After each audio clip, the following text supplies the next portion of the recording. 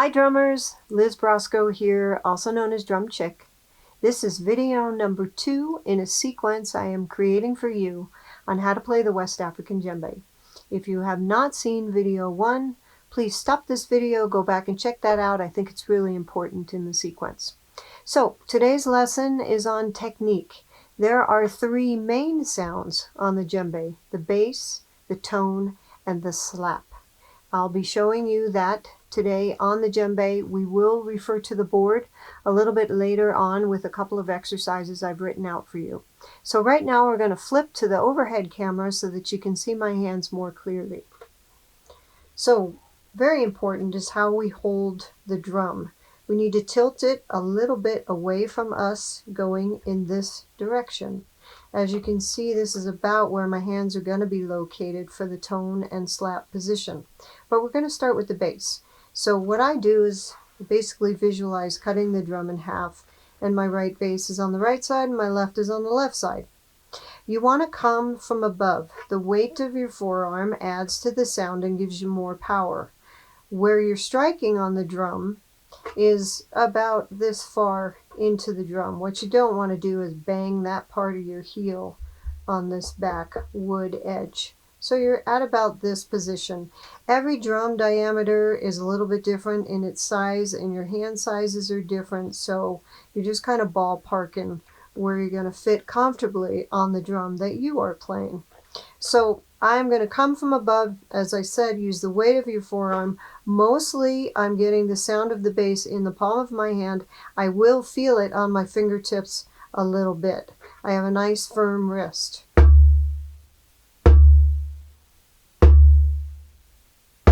As you can see, I'm bouncing off the head. I'm not sticking to the head like Spider-Man. We're going to bounce off the head. Right, switch to the left. Just work on this sound. It's really important when you're working on technique to just work on one sound at a time. Spend a few minutes on the right side. Feel how that feels in the palm of your hand. Compare your sounds. Definitely my left hand is weaker. You will hear that in these videos. I'm not always precise in my sounds. I got to work my left hand a lot more. So that's your bass sound. Pretty basic. Now slide your hands back so they kind of look like this. Again, it depends on the diameter of the head. If your head is smaller, you might look more like that. I'm going to take my left hand and just show you where I get a tone on the drum. I'm going to flip it over. Here's a fat cushy part right behind your knuckle area. I play slightly below that. I don't strike here. Other teachers do, and other teachers work from here up. I work from here up. There's a lot of different ways to play the djembe. Famadou Kanate one time in class said there's over 200 ways to play the djembe, and I totally believe that. So this is just my way. You're going to find your own way. So there I am in my hand position, and here I am about an inch or so into the middle of the drum so that you're not striking the wood part. You're on the active part of the drum head.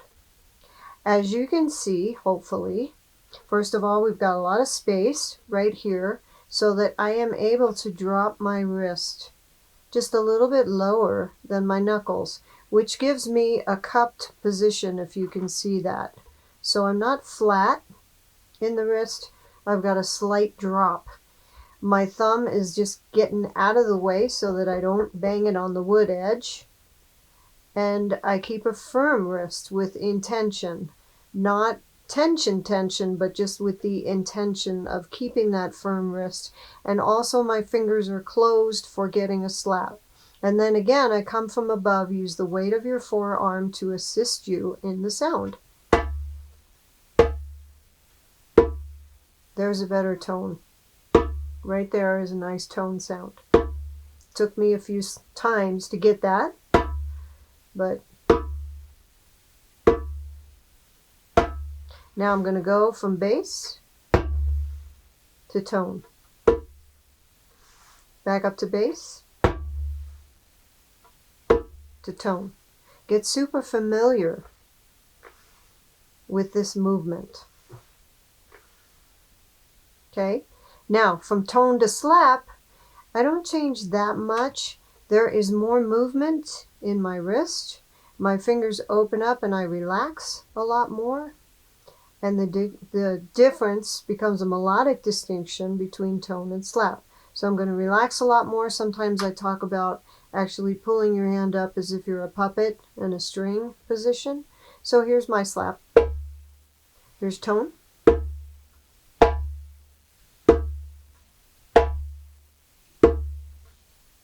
And hopefully you can see the difference. When I go for that slap, there's just more movement in the wrist. And when I'm going for tone, I have a more firmer approach with that. I'm also thinking a lot in my mind that I am playing tone and slap. Then I put those three sounds together very deliberately, very slowly. I think about them before I play them.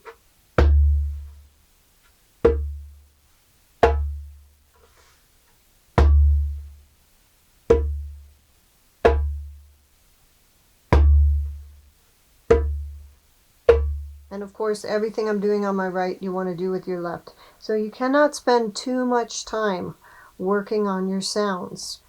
Thousands and thousands of hours is what I've done in my life to be able to create a distinction between tone and slap. And again, when I'm in practice and teaching a lot, that distinction is far greater. There's more melody there. When I'm a little out of practice, I got to work at it. So everything I'm showing you, I do this myself over and over and over. It's really nice if you spend just the first 5-10 minutes of your practice working on your sounds. So a couple of exercises on the board that I will demonstrate, and then we'll go back to the board front view position. The first one is tone and slap, just on 2 strikes on the right side, 2 strikes on the left. So we're going tone, slap, back and forth.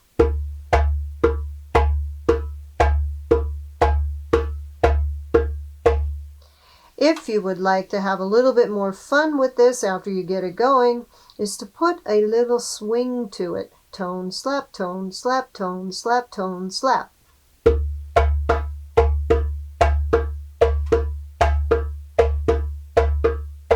Now, there's also another fun kind of quasi-solo phrase that happens in cuckoo. It's part of a solo phrase. It goes tone, slap, tone, slap, tone, slap, tone, slap, tone. So we'll do that again. And then you add 2 slaps on top of that. Put that together.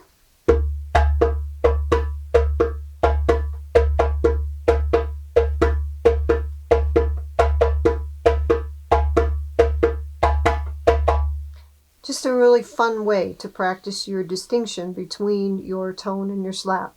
Go super slow on all of this stuff. The second exercise on the board is alternating your hands, right, left, right, left, right, left, and we're doing 2 tones, 2 slaps, 2 tones, and 2 bass.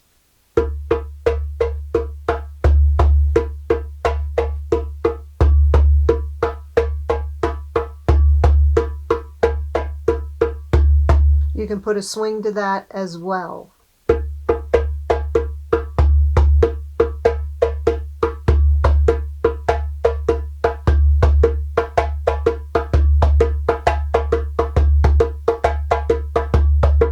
Okay, so we're going to pop back to the front view. Here I am again. Hi. And we're looking at the board now. So the first exercise with 2 rights and 2 lefts is just tone, slap, tone, slap, tone, slap, tone, slap. And the second exercise with right, left, 2 tones, 2 slaps, 2 tones, 2 basses. Do this a lot and a lot and a lot. Much better in your life in working on the djembe if you practice in smaller increments of time. So 10 minutes, 15 minutes, just working on your sounds, just doing a couple of these exercises will help you tremendously in your ability to continue to grow as a player with better technique, with greater distinction between your tone and your slap. So that's it for the lesson today. Thanks so much for tuning in again. I'm going to put a couple of links below. One again to my DJEMBE 101 book, which is a great working tool on all of this stuff, and drumchik.com, of course. So like the video below, subscribe to the video if you're enjoying these and getting a lot out of them, and I'll see you on the next time around on video number 3. Take care, be safe, bye.